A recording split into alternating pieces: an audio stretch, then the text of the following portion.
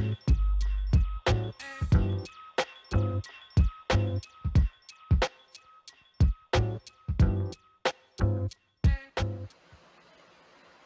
everybody, and welcome to another episode of BlackStream Live presents Meet the Execs. I'm your host, Brandon Pankey, and want to thank Windows and Intel Evo for powering us again this week, working together, creating devices that are made to inspire. I have an amazing Lenovo right here, and I'm going to be watching and monitoring for the comments. Make sure that everyone follows and subscribes to BlackStream Live because it's incredible content on a weekly basis.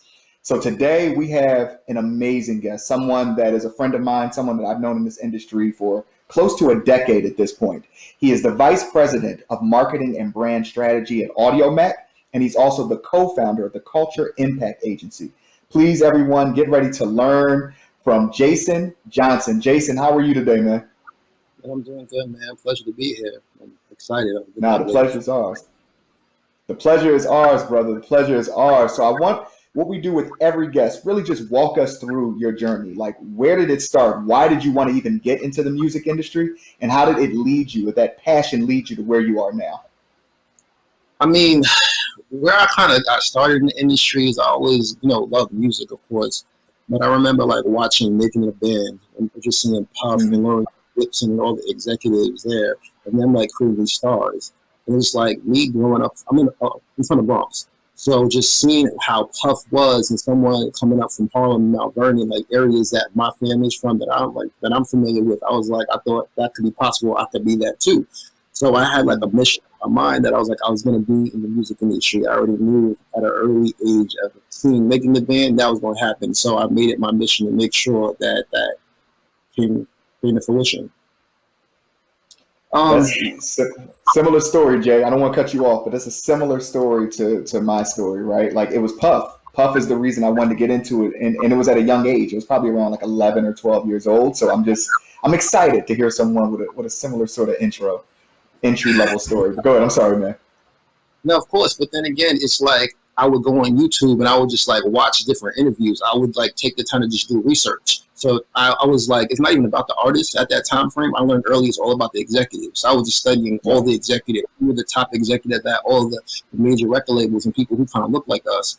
And I found out that like Puff got his start from Andre Harrell. And I was like, who's Andre Harrell? And I realized Andre was from the Bronx. And I was like, oh, you were like the core. I mean, I love Puff, but like Andre's from the Bronx, like I'm from the Bronx. And Andre's the one who started Uptown Records that had all my favorite lifestyle. Like Andre was the one that was always about getting fly and popping champagne, having like the baddest women around and just having fun. Like he epitomized like what ghetto fabulous life was. So I was like, yo, whoever that is, I want to copy that person. I want to be like that person. I got to meet that person. So I kind of made it my mission just to kind of just study him. And that's like one of the first things I learned is kind of just don't just studying people. Take the time to kind of focus on studying them. So once I realized who Dre was, I kind of made it my mission to intern because that's how Puff got in the game. Puff started working with Dre through internships. Hold on, Jason, I don't want to cut you off. What is an internship and why is that so valuable in the music industry or any industry? Listen, an internship is the best thing that you can possibly do. It's pretty much like an apprenticeship of like working directly for someone in a specific role and just assisting them. Mm-hmm. Some people get paid, some people don't. But I really would tell people to not focus on really getting paid in your intern. If you can, if you're able to make money off of it, fine. But the relationships that you build, the skill sets that you build is going to hold you 10 times over because the people that I interned with right now are all senior level executives at all different major record labels, at all the streaming services, at just different brands. And we all kind of grew up together, but we all worked day by day, getting coffee. It was a lot in the internship, doing a lot of the grunt work, but it was all worth it because we were able to just be in the room and being able to listen. Like sometimes people wouldn't want our opinion, sometimes people wouldn't, but just being the younger demo, it really just helps. So I would tell everyone who really wants to get in the industry, take the time to focus on interning, work, like just focus on that. Even if you're not getting paid, I know you could have a lot of bills and things that's going on, but just take the time to just learn the skill set and meet and network where everybody is there in the room or in the building. It'll help you so much because it helped me today. A lot of the people that I intern with now, as I said before, I work with every day. I can call them on the phone, and we do a lot of stuff together. So focus on internships. Internship is the best thing. Jason, do you find, and I want to hear the rest of your story, but do you find that this generation or a younger generation just isn't as hungry? Or am I making this large assumption? Because I see people complaining about getting the coffee now or having to do things that they feel is beneath them. And I just remember, to your point, having to do that myself. Hell, I'm still running around festivals handing out comp tickets to different people. You know what I mean? And some would say, well, Brandon, you shouldn't be doing that. But it's a part of the job. You know what I mean? And so I want to get your feelings on that.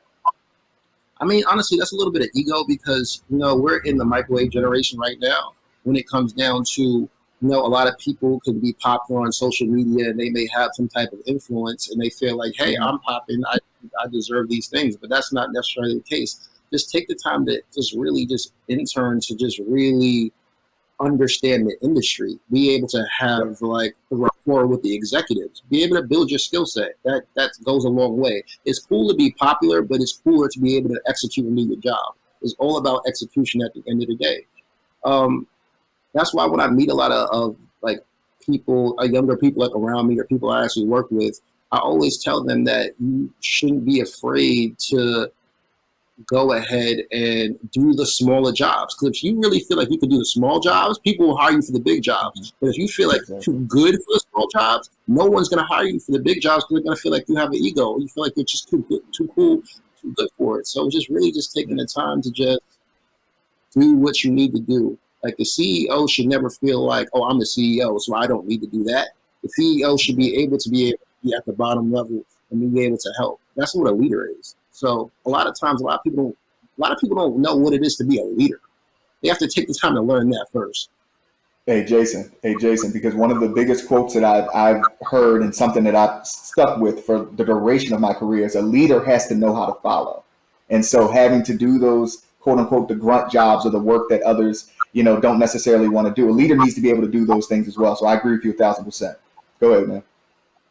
Yeah, I wouldn't be where I am today without just my internships. It's crazy because I recently put together an event with like DJ Khaled, right?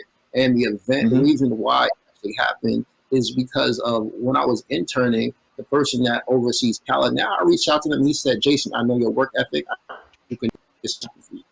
That's what it's about, is the relationships. You got to take the time to build the relationships. And once you do, people will actually trust you to be able to, do the job because they know that they know where you come from. They know your hustle. It's just beneficial because just take the time to do the internship. It's extremely important. Absolutely. So, we went on our bit of a tangent. That's on me. Talk about where you interned and just give us those next, the evolution of Jason Johnson in the music industry. I mean, honestly, even like before me interning is like going back to when I was talking about making a band. My cousin, we started a company called Symphony Agency. We were doing showcases in Harlem. And it's like when you look at making a band, it was a talent show. So we was like the best place that if we want to get in the industry, we got to find talent. So we started putting together these showcases in Harlem. We would invite out like Tiana Taylor, A$AP Rocky, A$AP Ferg. At the time, these people weren't big stars. They were just like people in the neighborhood that we actually kind of just grew up with. So we had all this creative talent we would kind of showcase. And we invited all the A&Rs out to the shows. We just did real street team promotion, taking the time for us to get flyers, putting flyers out throughout Harlem, putting flyers throughout Brooklyn about us starting this showcase. We didn't know what the hell we were doing. Then we found a theater. We found a theater in Harlem, and we would have open auditions for people just to come in. So we would just act like we're making a band. That was just like the blueprint for us. So we had our first showcase, and it went extremely well. And I met a whole bunch of different A&Rs and people throughout the showcase. But deeper than that, I was like, I really wanted to kind of get an industry job. I thought it was like extremely important. So this goes back to like research though. I would always watch things on YouTube. I would always watch documentaries, and I always wanted to exist. One day, it was like the MTV Awards, like the VMAs in New York, and I was like shopping, and I saw like Kanye West in the store. It was like his managers. It was like Don C and it was Barbara Iben, and I told them I want to work in the industry. They actually connected me with one of the ladies in the office, and then she called me the next day, and I got a job on the street team. But it's about really taking that time to know people, know who the people are actually on the team. You really got to pay attention to kind of just do your research. Like, you don't have to really just focus on the star. You focus on the people behind them. If you know who those key people are, and you know what they've done, don't be afraid to tell somebody, hey, look, I truly admire you and I respect you. I love the work that you're doing. And then talk about something that they've done. They'd be so much open to talk to you because everybody wants to fucking talk about their wins at the end of the day. Every executive, if you talk to who's accomplished something, don't just say, hey, I want to work with you. The advice I would give to anybody out here is take the time to say, hey, I saw the deal that you just did. How did you do it? I guarantee you they will walk you throughout the deal, and then they will be a little bit intrigued by you, and they will give you their contact information. So just giving you that little gem to take the time to kind of do that. That's what helped me, and that's how I kind of got in the industry. So wait, Jason, so for clarity, because I really want people that are listening in right now to really understand this. You didn't know who you knew who Don Crawley was, but you didn't know Don C. You knew who Ivan Jasper was, but you didn't know Ivan. You just approached them because you researched them and you were like fearless in doing that, right? Accurate. So I just want those that are listening in that want to be in the music industry or any passion that they have, it's really that first step sometimes. It's really understanding your business, understanding your craft, and walking through and just not being shy or don't be afraid to go up to individuals that could help you. You know, I know a lot of people, a lot of younger people that I mentor or work with are so afraid sometimes of just approaching people. And it's like, why? You never know who can help you or who wants to help you. And that's incredible advice that you gave, Jason, just in researching and knowing what they've done. Because there's a difference between saying, oh, yeah, I want to work with you. Let me get an internship real quick. Or, hey, I understand that to Jason's point, that deal you just did was incredible. How did you do that? Because people are going to be more receptive in actually communicating with you. I just wanted to make a note on that, Jason. That was great advice. Of course, 1,000,000%. I mean, I still do that a lot in my daily life now. Me being at Audiomack, I'll meet an executive that I'll see, and I'll bring up to them a deal that they recently did. Not ask them how they did it. They'll go back and tell me, and we built a relationship. We have like a rapport. Then I can reach out to them, and that's somebody that I admired. So that's how I would just kind of give people like that, just general advice. Absolutely. So before we get to Audiomack, let's talk about, you went through the label system a bit, correct? Yeah.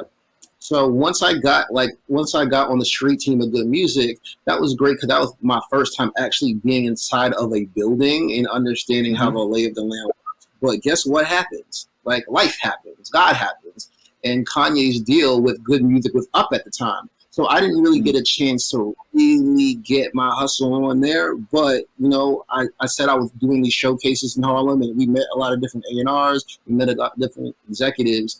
And I had the chance and the opportunity to actually work at Island Def Jam Music Group, working for Kanye's publicist. So because my cousin and I were doing these showcases, my cousin actually got an internship at Def Jam. So my cousin made a phone call for me to Tanya Villalva-Duke. Tanya, I'm super appreciative of you even giving me the opportunity. Tanya called me on the phone one day and said, hey, your cousin said that you're looking for an internship. I would love for you to work with me. And since I was already on the street team for the music, she was focusing on Kanye West. She was focusing on Rick Ross. She was focusing on Young Jeezy.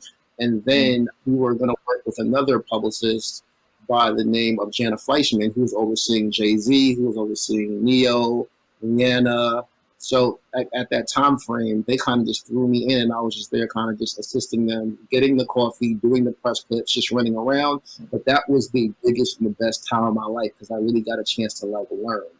I actually started to go to school at the time, but I learned everything. Def Jam University was my degree, my MBA, you know, my doctorate. Just kind of just being in that room and being in that space. I learned lifestyle. I learned culture. I learned how to just put together marketing plans. I learned how to put together publicity plans. I learned that you can't plan for everything, even though you try, but you just got to take the time to actually just do it and just execute. All the talk stuff don't really matter. It's all about execution. So that's what I could say I really learned by me being at Def Jam at that time frame. And you initially, you went. you went from a street team, right? Which explain what a street team is first of all. I just want people to understand some of the terminology in the industry. Now, of course, so on the street team side, it's pretty much in the promotion department. So I was running around concerts and events in New York, posting flyers of artists. So at the time, Kanye had Consequence. Also had like John Legend. So I was outside holding up flyers, and it's a really humbling thing. But at the same time, I was so happy to just be associated to a company, associated to my favorite artist, associated to the brand. So it's like we were repping that flag, walking outside, just being super happy to say, like Common's coming out this time, Consequences coming out this time, good music, and like good like, folder. Like I still have this folder in my house, by the way, like a folder, and it has like Kanye's mom name and information. Everybody was there, so that was like just like the biggest thing. So everybody, like, if you have a chance, I don't do too much street team stuff. But if you have the chance to do it, just do it. You meet so many people just by being outside. It humbles you. You gotta kind of go through some of that stuff to kind of get in this industry. No, for sure. And if they're in the college, if you're in colleges, they have college reps at a lot of labels, right? So to me, that's sort of like a newer age street team where, you still get your experience. You're handing out flyers and working on promo materials around your different schools and universities to help promote artists in that particular area. So look into being a college rep for a lot of labels as well. So Jason, you went from street team to marketing and publicity. Did you want to be in publicity? Was that a department when you were researching on YouTube and developing showcases? Is that something you wanted to do? No, I didn't want to get in publicity at all, but I didn't really know what publicists did. It's kind of like when people in the music industry, people think people party all the time, but you really have people there that get people on these magazine covers, that take the time to do media training with these artists, like the time help them before they actually go out in the real world and kind of talk and meet with people. When it comes down to the events, people overseeing the list. So I didn't know any of that stuff, like the people behind it. But once I got in, I loved it because I looked at it. It's like, okay, Kanye is going against Kanye and 50 Cent Kanye's coming out with Graduation, but then you got the Rolling Stone shoot and being there, kind of seeing everything kind of just set up. People would assume that Kanye and 50 Cent were like beefing, but they weren't really beefing. They were like hyping everything up together, and knowing how the publicists were talking to each other and kind of putting together like those plays behind the scenes. Like that was just like probably like the best and the greatest thing ever to experience. That's why I said Def Jam, being there, that's your doctorate at that time frame. Gotcha. Go ahead. Sorry, I'm going to cut you off. To go off of what you said, I really wasn't interested in publicity and marketing. But one thing, I was talking to one of the project managers there at Def Jam at the time frame, because I was always air hustling in every type of like room. Like if I'm in the office, they could be having meetings. I'm sitting outside and I'm like listening. Or I could see a project manager or a marketing manager and their doors open. I would pop in their office and I would just talk to them. And one of the marketing managers said to me one day, take the time to study the top marketers in the game. Like take the time to really do your research. So the key to our whole entire conversation, I'm telling you right now, is research. Take the time to research, study on whatever and whoever you're doing. And that's what the marketing manager told me. And once I did my research, I looked up some of the top like 5 like hip hop marketers, hip hop and R&B marketers. And I learned about Steve Stout. Once I learned about Steve Stout, I was forever like hooked and knew I was going to be a marketer of him, on pushing culture forward and focusing on brand partnerships. That's where I feel like I fell in love in this game, in this space, and knew what I really wanted to do, and I wasn't going to stop at nothing to actually just do it. That's where it kind of just started from. I knew I was going to be marketing from that point on. And once I was doing that, I started mind you, I'm an intern. I started cold calling different brands. I started connecting the brands to the project managers. I had this is a full circle moment with Puff. Puff had like his Unforgivable fragrance, and I looked up the company who did the fragrance, and it was this company called Givaudan. I cold called, I reached out to them, the people who did Puff fragrance, and I told them to come by Def Jam. They didn't even know I was an intern. And they came by the office, and I had them meet with the senior level executives. And that's when I knew, I was like, this is possible. Like, I can actually like really do this. And then ever since I was hooked. I love that, man. So amazing internship at Def Jam. What came next after that? While I was working at Def Jam, I actually decided I was still going to school. So Okay. it was like me having like my like Caribbean like mom. She's like, she doesn't really care about like the music industry stuff. She's more focused on school, education. But I was like, Mom, like trust me, like we're gonna make this work. Like I know I'm gonna make this work. So at LA Reid was actually starting Epic at the time frame, like going becoming the champion of like Epic. So I was having a conversation with his son and said, we're going to come over to Epic. And he asked me to come over as a consultant. And I went over to Epic when LA first started at Epic and just kind of helping in the marketing and strategy kind of the space, being like that young person there to kind of feed off ideas and kind of connecting the dots. Yep. That was like the biggest blessing of Epic because Def Jam was like the big label where all the top artists were. Right. At the time going to Epic, there was no real artists on Epic. I mean, you had like the legacy acts like Jack, but LA had to start fresh. Coming out the gate, you sign an artist and cash out, but you also sign Future. So it's seeing a young Future like being signed. And I remember when Future first came to New York, we took him to Barney's for the first time. We took him like shopping. We took him to the Bronx for his first show of doing Tony Montana. So that was an interesting time period for me because it was like starting fresh. I was used to the big established star, but at Epic I learned artist development of what it takes to kind of build. Another artist that came out of Epic while I was there was like Travis Scott. I was kind of just seeing his journey. Like I was there the day Travis Scott signed, and he got signed off a video of Sick that the A&R Shani kind of like brought in at the time frame. But Epic was a time to focus on artist development. And that's a great educational. Yeah, no, that's a great educational process, right? Going from the top label at the time to going to more of a developing, emerging label. And so you got to learn both sides of it, which I think ultimately helped you in some of the future things that you've been doing as well from that point. No, of course, 1,000,000%. It's like being over there and kind of seeing these artists go through the process of putting up their first record. And going through that, when we talk about Publicity, taking the time to go on their first radio tour and like going to the radio for the first time and getting their first cover. Like it was just like an interesting like experience. And now when I'm seeing them be these superstars, it's just insane. But I know the process of how to kind of just deal with it. But it just goes back to interning. It all started at one being on the street team to be able to learn how to deal with things on that end as well. So that was more like my track. All right, so cool. So this is an incredible right here. At this point, that's a lot of people's careers, right? You worked with Ye and Good Music. You worked in Island Def Jam, both internships. Then you moved on to Epic with LA Reid. I see you with all the names you're working with. And at some people, that's where it caps out. But you kept going. What was after Epic Records? I mean, at the time frame, like I really wanted to go back to school. Like I really wanted to take the time to educate myself. Just because, like, in the music business, in the space, I feel like a lot of people, it's like, we don't take the time to hone in our craft and hone in our skill sets and just take the time to educate ourselves. Like, we should always be students every day. But I just felt like I had something missing.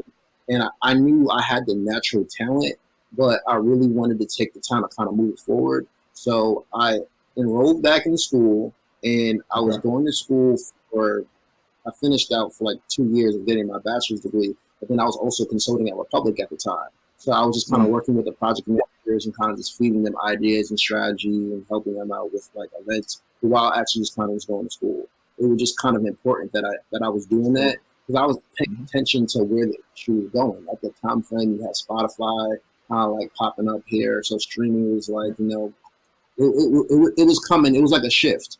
I noticed Troy Carter was kind of getting into tech. I noticed Scooter Braun was getting into tech. And I was like, where are those guys going? Like Wayne Gretzky has like a famous like quote, like he's not skating to where the puck is, he skates where he feels like the puck is actually going to be. And that's just like kind of my motto of how I am. I don't want to do everything that everybody else is doing. I want to focus on where I feel like things are actually going to go. So I wanted to kind of focus on technology. I wanted to focus on investing. So, but leveraging culture to do so. So that's when I kind of just took the time to just do my research on emerging tech companies and I met a company called CrowdMix, and I was trying to help with some business development stuff. And while I was just kind of talking to the CrowdMix team, some of the people investing in the company saw the things that I was actually just doing like for them and with them, and they brought me a part of their team in a venture fund, and I was just doing business development stuff at a venture capital fund. Wow. So wait a minute. What does it mean to do business development at a venture capital fund? And explain what a venture capital fund is. I mean, on the business development side of what I was pretty much focusing on is looking at the roadmap of what some of the companies, what they wanted to actually just do, right? And how can we tie in some marketing initiatives? How can we tie in some of our relationships? How can we focus on helping them get in certain capsules, kind of sit on the cap table? It's like how we could just really grow and scale the brand and focus on strategies behind that. That was something that was extremely important. I'm a marketer, so it was kind of just easily for me to kind of just do that on that side for some of the portfolio companies. Some of the founders at some of these companies, like, their heads are down so much that they may not have certain relationships that we have culturally or how we think. And that's just my value. So I was able to kind of just add that. But on the venture capital side, then the fund that I was actually just working with is pretty much the fund just raising a significant amount of capital and just investing in early stage companies or late stage companies. But the fund that I was working with was more early stage. Got it. And I'll say this. I mean, you talk about being Wayne Gretzky and going where the puck is going. If you look at where we are today, so many artists, so many individuals, entertainment executives are now really getting deep into the investment game. You see what Nas is doing. You see Jay-Z with Marcy Ventures. I mean, there's just a lot of artists. And to everyone listening, looking in the comments, talk about some of the artists that you've seen or some of the people that you've seen that are really deep into investments. Let's hear it. I mean, because it's such an important and critical piece where artists are building their brands, and we're talking about diversifying their portfolio. So to see that you saw that, years ago, and you were able to make that pivot is really special. Now, of course, it's really like we got to own. We have to focus on ownership. That's the only way we're actually going to have like true impact. And at the end of the day, it's all about cultural impact. It's all about our influence. And if we are like global cultures of culture, American culture is influenced by Black culture. Let's throw on that. So when we have all this influence, like how can we really take the time to focus on creating true impact, which we already do? So we have to own things for us to have that, and that's something that I thought was missing. So I kind of wanted to focus on kind of being that outlier, being like that person that kind of just needs to shift, which I'm still focused on now. But that's just something I saw early on that I kind of like wanted to get into. I wanted to see more people like us in the technology space. I wanted to see more people like us in the finance space. But I feel like we're gradually seeing a shift. Like we see these stats that say like percent of capital like deployed like kind of goes to like Black and brown people and 3% to like women. It's like those numbers are just crazy, especially with like a lot of influence. So I really want to take the time to kind of just make that shift. Now, is that what led to you creating Culture Impact Agency? I mean, yeah, 1,000,000%. That's why I like being in the music industry. It's like we have so many relationships. We have so many relationships with athletes because the athletes want to hang out with the artists, and then the tech people want to hang out with the athletes and artists. So pretty much for me, it's about building a community. So on the Culture Impact Agency side, and my partner Dara, we take the time to kind of build that community. We have different events. We have different partnerships with specific artists and athletes, and really take the time to kind of bring people together. And once we bring people together, we figure out how we kind of like work together on the aspect of storytelling, on the aspect of technology, and the aspect of culture. Like that's just kind of our core focus. Now, for sure, when you start that early stage fund, I got $20. Let me get in it. You know what I mean? Even if that's 0.0002%, I need that. I need to feel like I'm a part of something, Jason. For real. No, that's true. So you got Culture Impact Agency, co-founder of that with your friend Dara. Shout out to Dara if he's listening in. What led to you going back and really working for another company, particularly Audiomack in the streaming service? And explain what Audiomack is. I was about to explain it. Explain what Audiomack is and explain your role as Vice President of Brand Strategy and Marketing. I mean, what's so interesting. I tell a lot of people I didn't really want to get back in music. I didn't really care about it like Mm, that. Like I didn't have like a feeling for it. I just wasn't motivated. I wanted to focus on more technology and venture stuff, to be honest with you. But somebody brought, like, I was familiar with the company, but okay. somebody brought Audiomack to my attention and said that they were thinking about investing in the company and felt like us, the group I was with, should actually look at it. So I was like, okay. And I met with the founders one day, and I was like, oh shit, like there is definitely something here. Like I love what you guys are just doing, and you're focusing on these emerging artists. Like a lot of Yeah. people want to focus on big things, big picture things. Everybody wants home runs, but you got to focus on that single. Get the single, get the double, and that's what I felt like Audiomack was doing. I felt like the company was taking the time to really build the next generation of superstars or give them a least platform. Like we look at these platforms like SoundCloud that was like dominant when it comes down to the Uzi Verts and the A Boogies of the world who are like uploading their music there. But the difference with Yep. SoundCloud is that they charge these artists to actually upload their music to the platform and charge these artists for storage, which honestly, that's just not okay. With that, we Right. actually do at the time, giving a platform for artists to upload their music for free, training their music on the platform and providing them a platform for visibility, all the emerging ones. It was a place where a lot of artists were getting their first million streams, first 100,000 streams. So Hmm. I saw what was going on there, and I said I wanted to be in that business. Like when I think about culture, it's like streaming is culture. Like that's just one key bit of it, and I wanted to make sure that I was in the streaming business. So that's Yep. why I decided to kind of go. Talk about some of the sort of platforms that you've sort of curated and developed while you've been at Audiomack. I know, I mean, shameless plug. I know Audiomack has worked with Live Nation Urban on the Hometown Heroes live events, but talk about some of the other things that you've done because I think they've been so impactful culturally. And I'm specifically talking about Trap Symphony. You said you just did an event with DJ Khaled last week at the BET Awards. I mean, just talk about some of the things that you've done within Audiomack that you've helped to spearhead, because I think it's really critical and really important for people to know that. Now, of course, going back to what I said, everything in this conversation is pretty much going to be about research and it's going to be about culture. Those are like my favorite Yep. two words and my favorite things. So for me, I took the time to just do research on what's going on in the marketplace and how culture can kind of move things forward. So with Audiomack, one of the key things is what is in the live space. That's something that I really wanted to do. So that's something I wanted to focus on. So we kind of partnered with Live Nation Urban and we put together a tour called the Hometown Heroes Tour.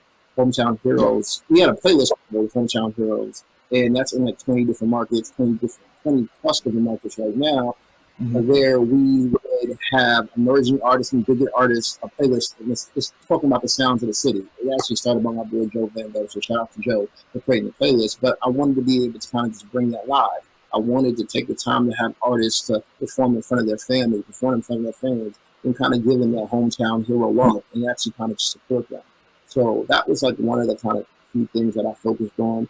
Other than that, putting together our publicity strategy, making sure we have visibility as a platform or Audiomack. People knew about us, but I really wanted to take the time to tell the story. So one of the Yeah. first things that I did, like coming in the platform, is to make sure we were connected with a lot of the next generation of emerging artists by doing events with them, sitting down with them and their managers and talking to them, educating them about the platform. It all starts with Mm. education. Everybody sees the events, but they don't know the things that go behind that. Like, we really have to take Yep. the time to let the artists know we want to be in business with you and we respect you and how can we like work together collectively to create impact. So is the thing. Now everybody wants to hear about the events and the parties and stuff like that, but that's like Hmm. the biggest favorite thing to do is really sit down with labels, sitting down with artist managers, and just educate them about the benefits of the Sure. platform. Then once we kind of just have that done, then we can kind of focus on doing more events associated and kind of connecting with the artists. Like Afrobeats is growing Hmm. rapidly, and I love Burna Boy. So I wanted to kind of just do something with Burna Boy, being intentional. So last year for the Grammys, we threw a Grammy party for his nomination. And a lot of Dope. people came out to the party. Now everyone's kind of gravitating toward that. But Afrobeats has been around forever, and it's super impactful. Audiomack as a platform, we're like the #1 streaming platform in Nigeria right now in a bunch of different regions, which is like amazing and a blessing. But it's about intention. So it's like us taking the time to connect with a lot of these artists in these regions and supporting them and building these organic relationships with them. We've built so many different concepts, and we have our own label podcast as well as our Beyond the Beat podcast, and that's hosted by that boy called Lamar Billboard, and it's pretty much on the label is supporting Black label owners in hip hop and having them have a platform to tell their stories. We also have that podcast called Beyond the Beat, sitting down with premier multi-platinum producers, having them to have a platform to kind of tell their stories. So for me, I really want people to use Audiomack as a way for them to kind of connect with their fans, build new fans, and really have a home to be able to kind of tell their stories. Like, that's just important. Yeah. I want the legacy artists to be able to do that, the legacy artists to be able to kind of connect with new fans, and the emerging artists, give them a chance to kind of just build their fan base and grow. So as they grow, we grow with them. No, absolutely. You should do a Meet the Execs podcast too, Jason. I think that would be incredible. Learn about the executives behind the scenes as well. But I had a real question for you. What'd you say? We'll have that on the platform for sure. No doubt. No doubt. No, but a real question for you. I mean, you stated that in Nigeria, Audiomack is the #1 streaming service. Do you see more of an emerging or growth in streaming services internationally versus domestically at this point? Just based on the fact that you sort of have your tentpoles, right? Your Spotify's, your Apple's, Tidal's, Audiomacks. But international to me always felt like a market that I just feel like people don't take advantage of it enough or try to really grow their businesses internationally. Is that something that you're really focused on, the Audiomack? Are you specifically focused on the continent of Africa, or are you focused, around the world? I mean, we're focused globally. So for me and my day-to-day, focusing on things that are going on in the U.S., I'm focused in the UK, and I'm focusing on the whole continent of Africa right now. But streaming is everywhere. People still buy CDs, people still buy tapes, people still get records, but the dominant thing that everyone focuses on right now is just streaming. People go on YouTube. Yeah. But when it comes down to these streaming services, especially in international territories, some people still piracy is still a thing in Africa. People still trying to take these records off these sites and are in these media players. So for us, we're making it easier for people to listen to music globally, to find an emerging artist, or listen to their favorite artist. That's kind of our kind of key focus. When it comes down to other streaming services, it's an opportunity out there, but they got to be intentional. With that, you got to take the time to build with people on the ground. You can't just say, I'm going to go to this territory and not take the time to do no real market research, connecting with the artists. Take the time to support the community. You have to support the community. It's extremely important that you do so. A lot of these companies feel like they can just come up in an area and not talk to the gatekeepers or really take the time to give back. Giving back is super important. When you ask me my roles, my title, and I don't like titles, the Vice President of Marketing and Brand Strategy. So I focus on our marketing, I focus on our publishing, our communication plans, but then I'm the co-president of our social action committee. And to me, that's extremely important.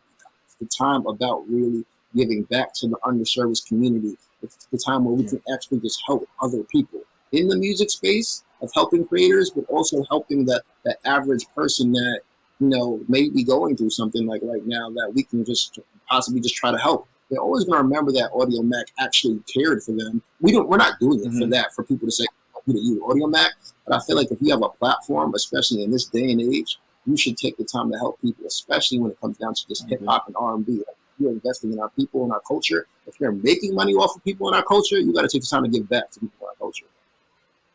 No, I agree 1,000%. So let me ask you a bigger question, right? And I wasn't initially going to ask this today, but you were talking about sort of that corporate responsibility, the responsibility of an Audiomack to really give back to underserved communities. I notice a lot of companies and a lot of corporations, especially since last year, since the death of George Floyd and during that entire, what I call the modern day civil rights movement, all of a sudden they wanted to give a lot of money.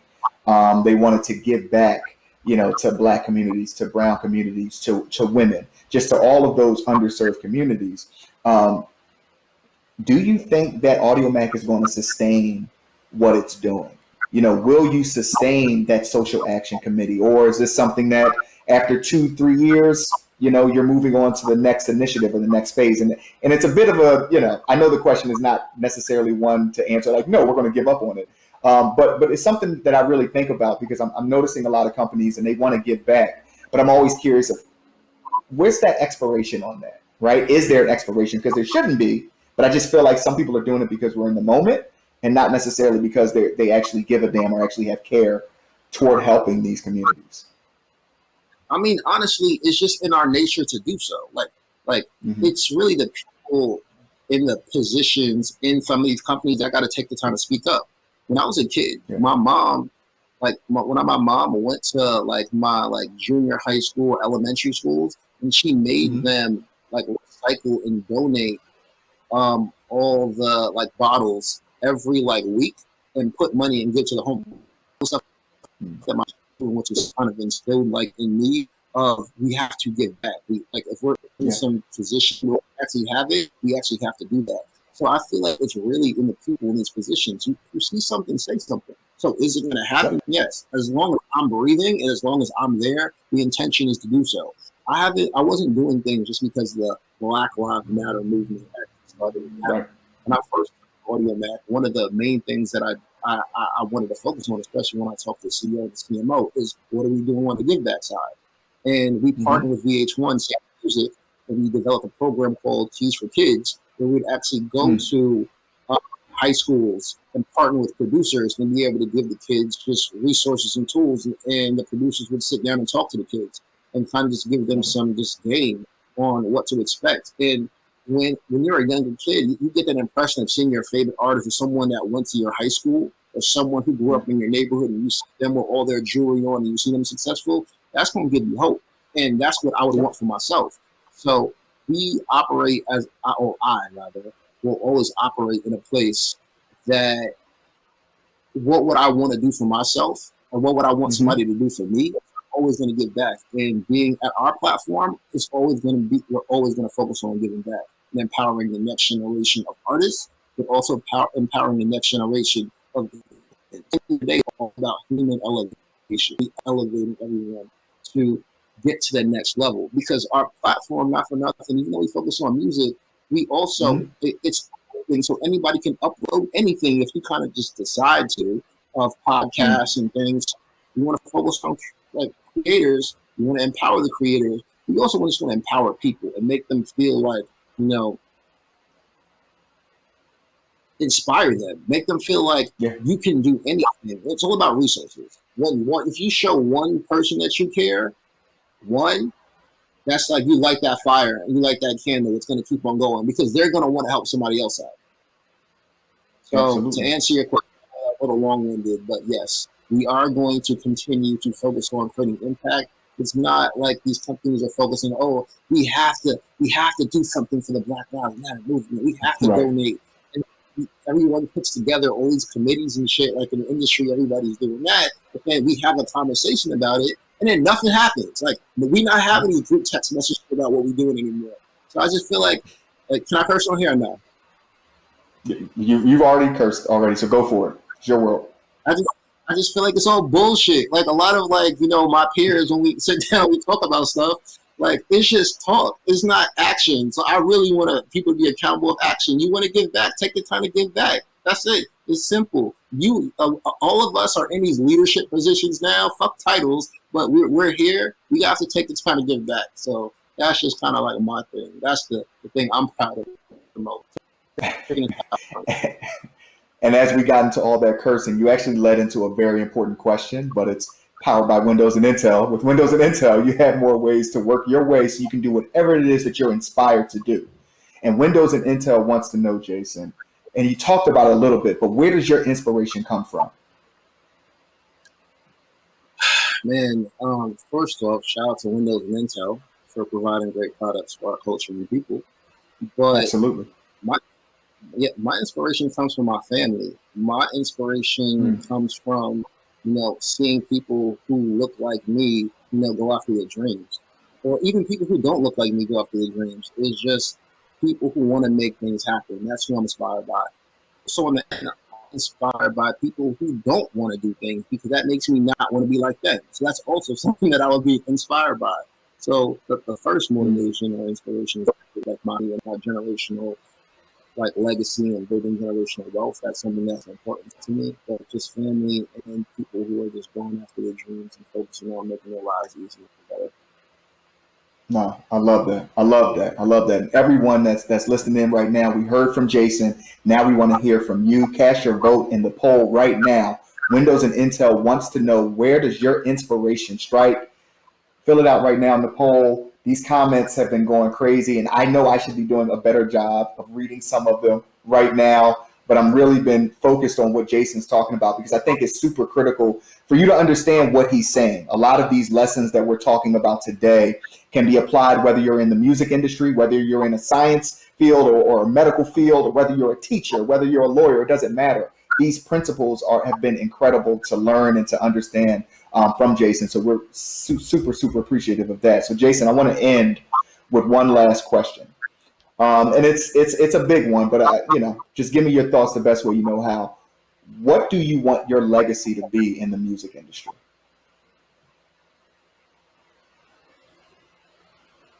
In the music industry, I feel like I want my legacy to help that we push the culture forward and we made the people before us go make them proud. Like Yeah. people who we're standing on a lot of people's shoulders right now, right? So I feel like I told you, like my inspirations are like Hove, Andre Harrell, Steve Stout, Kevin Liles, etc. And I want to be the person that's like building the next generation of executives too. That's something to me that's extremely like important. One thing I love about like Leo Cohen is that a lot of people that work under him are the biggest executives in the game right now. So for my Yep. legacy, I really focus on pushing the culture forward, but I really want to empower like the next generation of executives. Like I want to find the real scrappy hustlers that I could just provide all my resources and connections and just making sure they have the skill sets that they actually just need so they can kind of provide and kind of take care of their families. Because like it's just like the lineage that's passed down. I could always see someone that I know who worked for somebody else. I was like, wow, that person comes from that. And that's what all the executives did before. That's what Clarence Avant was doing. Like when you look at Yep. Shaka Zulu and DTP, what Shaka and Zulu and DTP are doing, they passed down the love renaissance in Atlanta. It's just like that process of what people would actually just kind of just do. So I really want to focus on that. My legacy is to pushing culture forward and building the next generation of executives. I love it. Empowering the next generation. And just keep pushing, man. What you're doing and what you have done for this industry, in the tech field and really growing. You really are a phenomenal person and someone that I'm proud to call a friend and call a brother, man. So thank you for making time today and being a part of this interview. And likewise, I appreciate you for taking the time to interview me. We are like perfect, like we're really good friends. But I love everything that's kind of going on with BlackStream Live and Live Nation Urban. You guys providing the opportunity to give people insight because these conversations are the conversations that we personally would always like. We would watch. We would want that. So Yeah, thank you everybody to kind of just tune in. If you want to reach out to me, just don't hesitate. I'm on Instagram. Hit me up, DM me. I'm here for y'all. Because I said I want to empower the next generation of executives. no doubt. Thank you. Vice President of Marketing and Brand Strategy at Audiomack and co-founder of Culture Impact Agency, Jason Johnson. Thank you again, brother. Appreciate it. Thank you. Appreciate it. Really, really, really incredible episode, everyone. I want to thank Jason again for being here. I hope that you learned as much as I learned today. Thank you for Windows and Intel Evo for powering us again this week. We'll be back next Friday with an all new episode. I want everyone to have an amazing 4th of July weekend. I've been your host, Brandon Pankey. This has been Meet the Execs, and we're going to see you next week. Make sure you follow and subscribe to BlackStream Live exclusively on Twitch. Everyone, take care.